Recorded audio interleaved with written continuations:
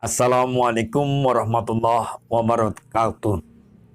Saudaraku, Alhamdulillah atas izin Allah, atas pertolongan Allah, kita bisa bertemu kembali dengan bulan suci Ramadan.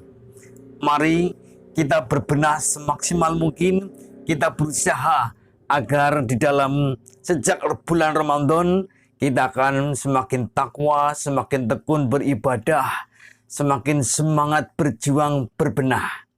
Siapa tahu saudaraku, bulan Ramadan kali ini adalah bulan yang terakhir buat kita.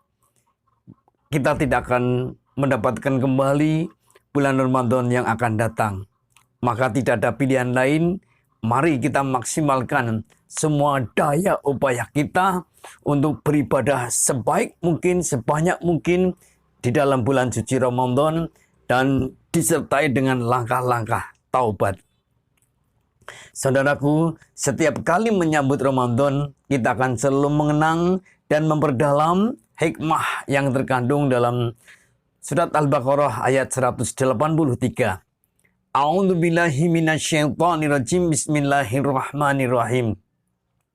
Ya ayyuhalladzina amanu kutiba alaikumusyamu kama kutiba alal ladzina min qablikum la'allakum tattaqun. Wahai orang-orang yang beriman, diwajibkan atas kamu berpuasa, sebagaimana telah diwajibkan kepada orang-orang sebelum kamu. La'allakum tattaqun. Agar kamu menjadi pribadi yang takwa. Saudaraku, ayat ini diawali dengan ya ayyuhalladzina amanu. Apa artinya? Yang dipanggil oleh Allah untuk melaksanakan ibadah puasa Ramadan adalah hanya orang-orang yang beriman.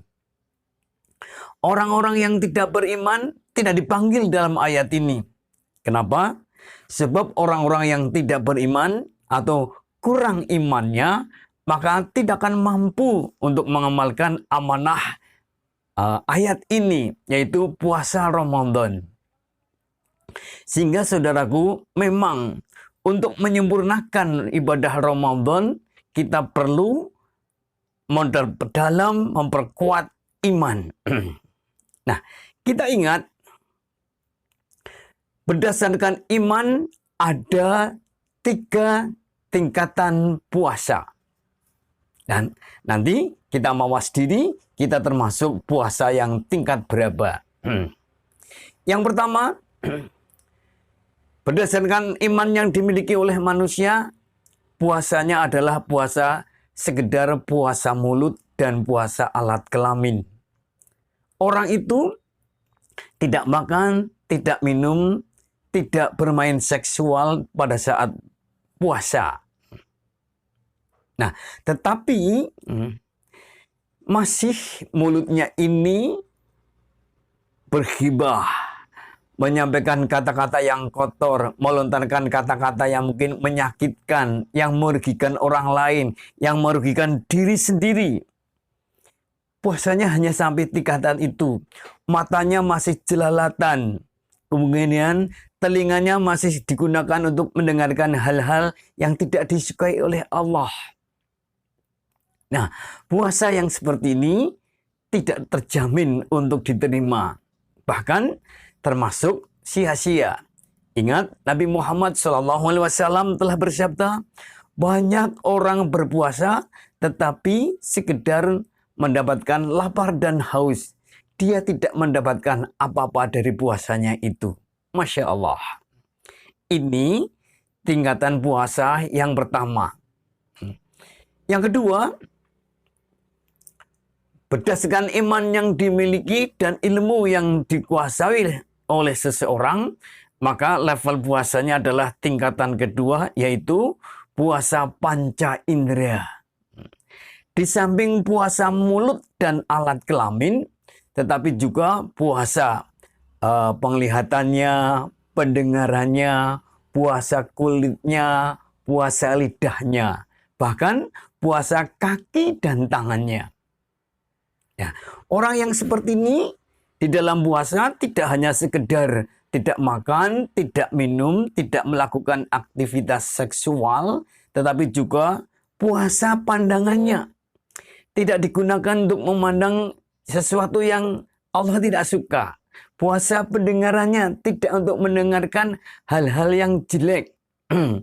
Lidahnya juga puasa, tidak untuk melontarkan kata-kata yang menyakiti, yang memfitnah, yang merugikan orang lain.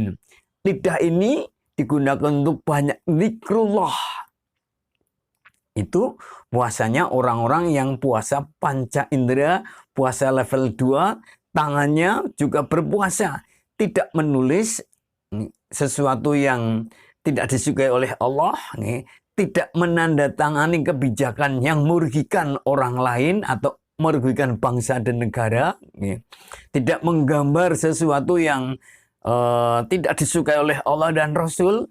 Kaki juga berpuasa, tidak mengantarkan manusia ke tempat-tempat yang mengandung dan mengundang dosa.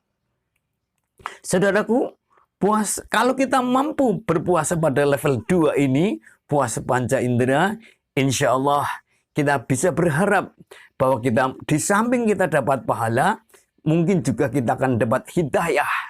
Karena kita telah mampu mengendalikan panca indera ini agar sesuai dengan kehendak Allah atau aturan Allah. Pentingnya puasa panca indera, saudaraku, karena memang panca indera dan anggota tubuh kita akan dimintai pertanggungjawaban oleh Allah. Contoh, dalam surat Yasin ayat 65 Allah sudah mengabarkan, Al-yawma nakhtimu ala afwahihim wa tukallimuna aydihim wa tashhadu arjuluhum bima kanu yaksibun. Pada hari ini, pada hari kiamat, kami tutup, kami kunci mulut-mulut mereka. Lalu bicaralah tangan-tangan mereka, dan kaki menjadi saksi atas apa yang diperbuatnya. Kemudian kulit juga bersaksi. Lalu pandangan atau mata juga akan bersaksi. Itu pada ayat-ayat Allah. Hatta idza ma ja'uha syahida 'alaihim sam'uhum wa absaruhum wa juluduhum bima kanu ya'malun. Sehingga apabila mereka sampai ke neraka, pendengaran, penglihatan, dan kulit mereka menjadi saksi terhadap apa yang telah mereka lakukan. Saudaraku, inilah pentingnya kulit, pendengaran, dan penglihatan ikut berpuasa. Saudaraku, puasa yang ketiga atau level yang tertinggi adalah di samping puasa mulut, puasa alat kelamin, puasa panca indera, juga puasa hati. Hati ini ikut berpuasa.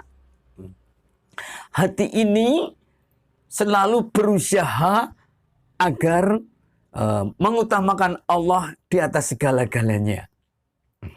Hati yang berpuasa adalah hati yang penuh cinta Allah, yang menempatkan Allah di atas segala-galanya. Hati yang berpuasa adalah hati yang lebih cenderung kepada akhirat daripada gebiar duniawi. Hati yang berpuasa adalah hati yang sudah ikhlas sekali, tidak berharap apapun selain ridho dan ampunan Allah. Sudah tidak ingin puja-puji dari makhluk, tidak ingin merebut jabatan, tidak ingin mendapatkan imbalan, sanjungan dari manusia. Ini hati yang sudah berpuasa. Hati yang sudah berpuasa itu tidak lagi serakah, tidak ingin mengambil sesuatu yang bukan miliknya, tidak ingin merebut bagian orang lain, tidak akan sikut sana, sikut sini untuk menonjolkan diri. Tidak. Hati yang sudah berpuasa akan lebih suka memberi daripada meminta atau berharap.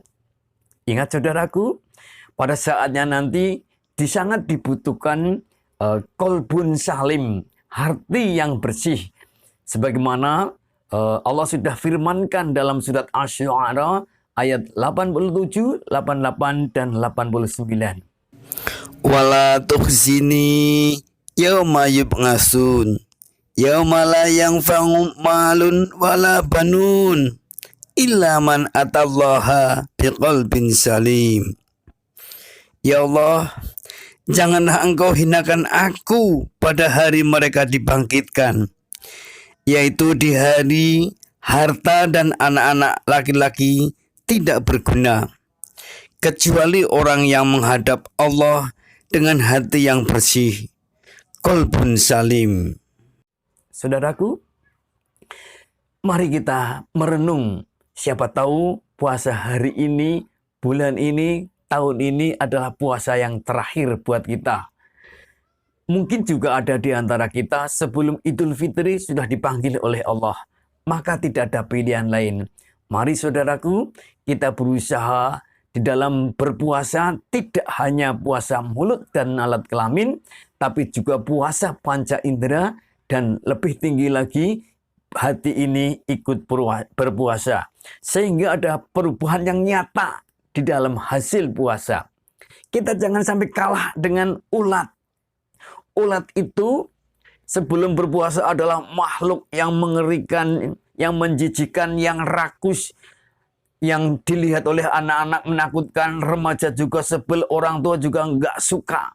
Karena dia suka merusak tanaman.